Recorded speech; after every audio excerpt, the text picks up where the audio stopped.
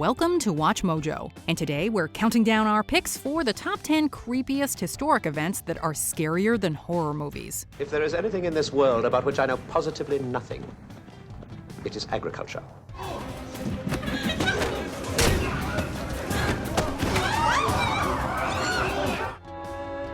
Bad luck plagued her from the beginning. On her maiden voyage, her master fell fatally ill. For this list, we're including both well-known events and relatively unknown, reportedly true stories. Which historical event do you consider the scariest? Let us know in the comments below. The whole line will advance. In which direction, Your Grace? Why, straight ahead, to be sure. Number 10. The Stanford Prison Experiment. Does the situation outside of you, the institution, come to control your behavior, or does the things inside of you, your attitudes, your values, your morality? If you need proof that power corrupts, look no further than the highly controversial Stanford Prison Experiment. This social test was conducted from August 14th through the 20th, 1971, and saw student volunteers playing fake prisoners and prison authorities. The goal of the experiment, led by Professor Philip Zimbardo, was to study the effects of unchecked power in prison guards. The negative environment Zimbardo chose to test his ideas was a prison. He would convert the basement of the university's psychology department into a subterranean jail. The experiment quickly flew off the rails, with some of the guard students veering into psychological torture by enacting extreme measures, including psychological abuse and harassment. That said, the experiment's methodology is extremely contentious, as it had repeatedly been compromised by Zimbardo's goading. Some of the prisoners also knew the study's hypothesis and acted accordingly, which is an unwanted variable in psychological experiments called demand characteristics.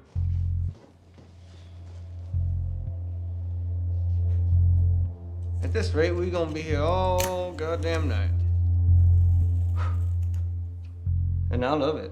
Number 9. Octavia Hatcher.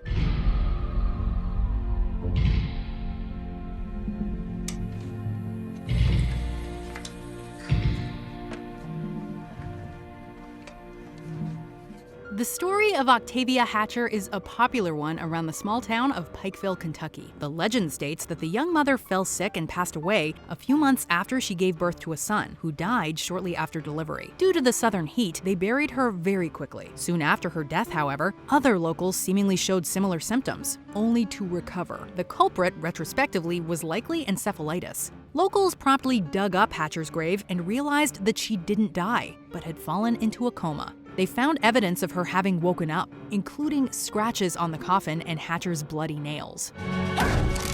The veracity of the story has been questioned, but according to a member of Big Sandy Heritage Center's board of directors, quote, most local historians do agree that Hatcher did fall ill and was buried alive.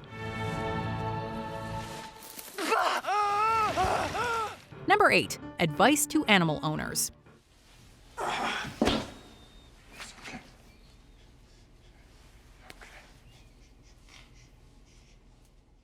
Can you imagine killing your own pet? Unfortunately, that was a reality that many in pre-World War II Britain were forced to face. Pets were seen as an unwanted nuisance in wartime, as they would either roam the streets following a bombing or eat the already limited and rationed food.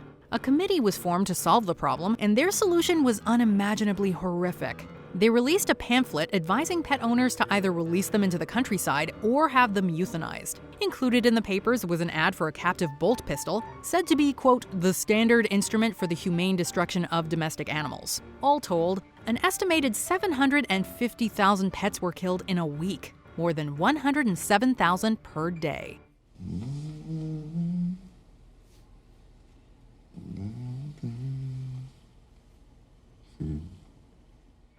Number 7. Recycling deceased soldiers. If there is anything in this world about which I know positively nothing, it is agriculture. Turns out there's nothing better for farming than human bone. The Napoleonic Wars cost upwards of 2 million soldiers their lives, and it was common practice for the survivors to loot the dead for supplies.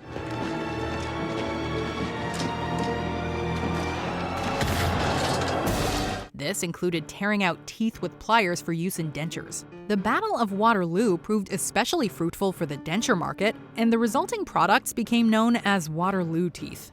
Battlegrounds were also looted for bones after the dead had decomposed, and these bones were ground into dust and sold to farmers. A British paper from 1822 reported that human bone made for, quote, substantial manure.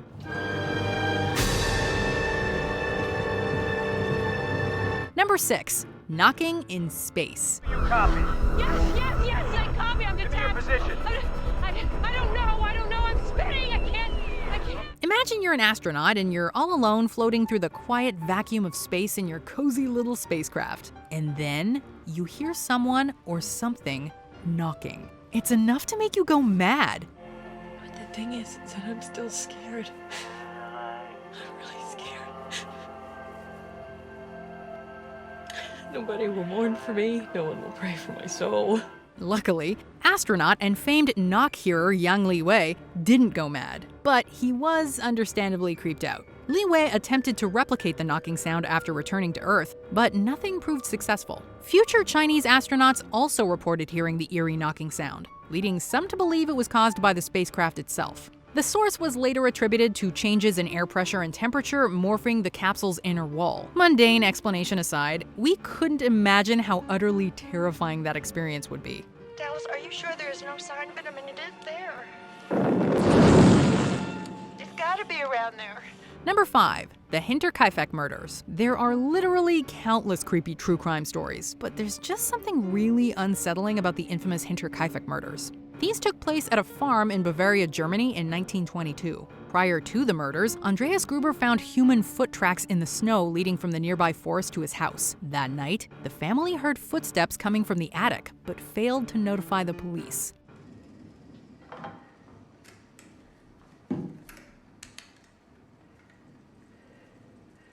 On March 31st, every member of the household, including their daughter, her grandchildren, and their maid, were killed. It would be 4 days until the bodies were discovered. The still unknown murderer had long made their escape. This unsolved case truly has it all: gruesome violence, no survivors, an unidentified culprit, and an incredibly creepy case of home invasion. Number 4. The sad but creepy case of Henry Rathbone.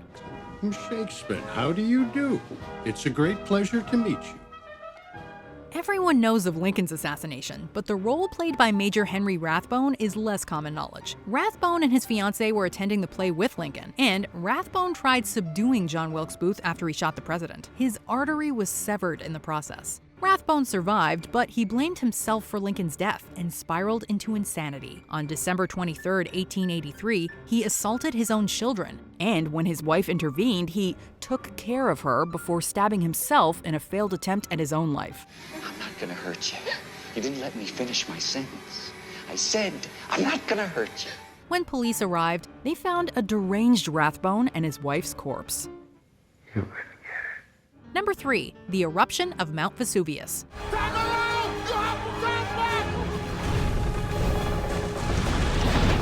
The ancient Romans experienced hell on Earth in 79 AD when Mount Vesuvius famously erupted. The eruption launched a massive cloud of gas and debris 21 miles into the air, effectively blocking out the sun. This in turn caused a tsunami in the Bay of Naples, and ash rained down on nearby cities. The volcano later released pyroclastic flows, which are essentially 18,000 degree Fahrenheit clouds of gas and volcanic matter that can travel upwards of 400 miles per hour.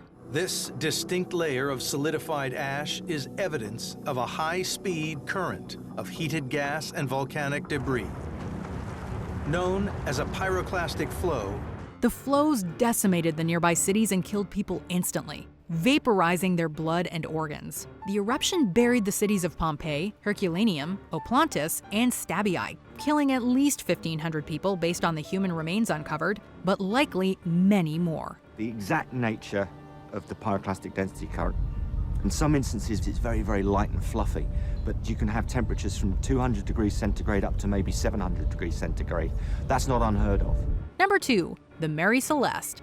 Bad luck plagued her from the beginning. On her maiden voyage, her master fell fatally ill. Ghost ship stories are a dime a dozen, but none is as arguably popular as the Mary Celeste. This was a sailing vessel built in Canada and named the Amazon before it was wrecked and sold to American buyers, who renamed her the Mary Celeste. On December 4th, 1872, the ghost ship was found floating off the Azores Islands. It was not leaking. The sails were damaged, those that were up and had not been furled were damaged. Aside from that, there was no real structural damage to the boat. The ship was in good condition, there was nothing recent in her captain's log, her provisions were undisturbed, and the crew's belongings were still on board. However, the lifeboat was missing, leading many to wonder why the crew had abandoned ship. Naturally, conspiracy theories abound to this day. And while numerous sound theories have been put forth over the years, the mystery remains unsolved. But the riddle of that ill-fated voyage in 1872 will haunt us forever. The mystery of the Mary Celeste will live on. Before we continue, be sure to subscribe to our channel and ring the bell to get notified about our latest videos. You have the option to be notified for occasional videos or all of them. If you're on your phone, make sure you go into your settings and switch on notifications. Number 1. Plague Riots and Refugees. For 3 horrifying years between 1348 and 1350, the Black Death pushed medieval man to the brink of an apocalypse. The Black Death wasn't just the deadliest epidemic of infectious disease in human history. It killed an estimated 30 to 60% of Europe's entire population. Seriously, the entry can just end here. For the Almighty has said, I shall wipe man whom I created off the face of the earth. But it also turned into what's probably the closest thing we've ever had to a real-life zombie movie. London quarantined plague victims inside their homes, and armed guards were reportedly stationed nearby to prevent escape. This didn't sit well with the quarantined, and they often fought back by attacking, and in some cases, murdering the guards. Law and order broke down. Tight-knit communities broke apart. This led entire neighborhoods to be quarantined, which only instigated rioting and more death. If some plague victims happened to escape, they wandered the countryside pretty much like zombies, as no towns or villages would permit them entry. In some cases, they were even attacked on the road by the healthy. In one 6-week period, 11,000 people are buried in a single graveyard. Do you agree with our picks? Check out this other recent clip from WatchMojo, and be sure to subscribe and ring the bell to be notified about our latest videos.